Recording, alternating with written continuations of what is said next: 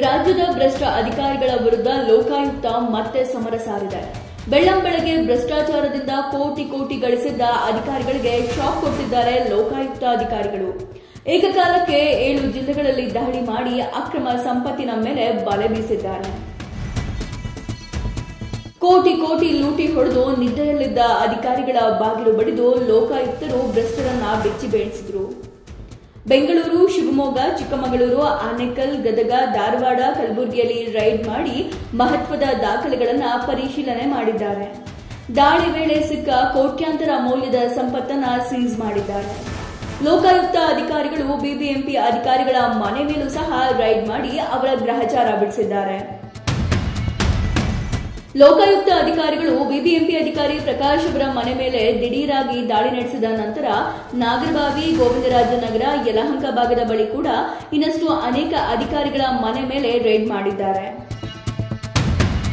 ಬೆಂಗಳೂರು ಅಷ್ಟೇ ಅಲ್ಲದೆ ಬೆಳಗಿನ ಜಾವದ ಹೊತ್ತಿಗೆ ಶಿವಮೊಗ್ಗದಲ್ಲಿರುವ ಭ್ರಷ್ಟ ಅಧಿಕಾರಿಯ ಮನೆ ಮೇಲೆ ಲೋಕಾಯುಕ್ತ ಅಧಿಕಾರಿಗಳು ಸಡನ್ ಆಗಿ ನುಗ್ಗಿ ರೇಡ್ ಮಾಡಿದ್ದಾರೆ.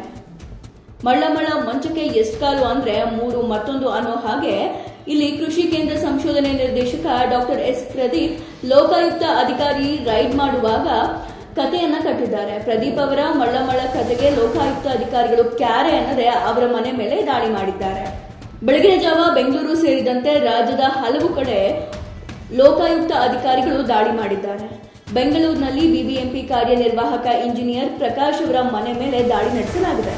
ಕಚೇರಿ, ನಿವಾಸ ಸೇರಿದಂತೆ ನಗರದ ಒಟ್ಟು 5 ಕಡೆಯಲ್ಲಿ ಲೋಕಾಯುಕ್ತ ಅಧಿಕಾರಿಗಳು ಅಟ್ಯಾಕ್ ಮಾಡಿದ್ದಾರೆ. ಶಿವಮೊಗ್ಗದ ಸಾವಯವ ಕೃಷಿ ಸಹ ಸಂಶೋಧನಾ ನಿರ್ದೇಶಕ ಡಾಕ್ಟರ್ ಎಸ್ ಪ್ರದೀಪ್, ಧಾರವಾಡದ ಕರ್ನಾಟಕ ನೀರಾವರಿ ನಿಗಮದ ಮಲಪ್ರಭಾ ಪ್ರಾಜೆಕ್ಟ್ ಇಂಜಿನಿಯರ್ ಅಶೋಕ್ ಮಲಸಂದ, ಚಿಕ್ಕಮಗಳೂರಿನ ನಗರಸಭೆ ಲೆಕ್ಕಾಧಿಕಾರಿ Latamani, Anekal town municipality chief officer KG Amarnath, Gadag town police inspector Dhruvaraj, ಕಲಬುರಗಿಯ ನಿವೃತ್ತ ಇಂಜಿನಿಯರ್ ಮಲ್ಲಿಕಾರ್ಜುನ್ ಸೇರಿದಂತೆ 8ಕ್ಕೂ ಹೆಚ್ಚು ಅಧಿಕಾರಿಗಳಿಗೆ ಲೋಕಾಯುಕ್ತ ಅಧಿಕಾರಿಗಳು ಶಾಕ್ ಕೊಟ್ಟಿದ್ದಾರೆ.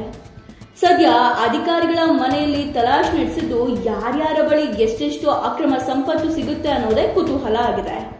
ನೋಡ್ತಾ ಇರಿ ಇನ್ಸೈಡ್ ರಶ್ ನ್ಯೂಸ್.